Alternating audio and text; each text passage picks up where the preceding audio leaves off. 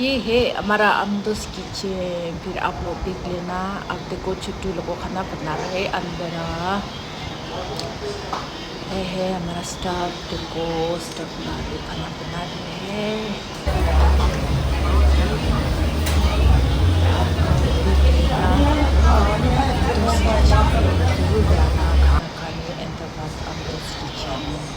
ये है जगह।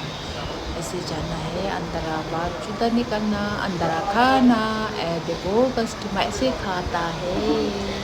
तो आप लोगों को भी जरूर जाना टेस्ट करना। खाना बहुत अच्छा है। ये एनएटी पाटीचा रास्ता सामने है। एनएटी स्कूल के सामने है। आप लोग जरूर आना खाना खाने को। खाना बहुत अच्छा है सस्ता भी है खाना अच्छा है। आप लोग जरूर ट्राई करने आना। यह है अमृत किचन। एनएटी स्कूल के सामने है पास है। ऐसे है देखो आप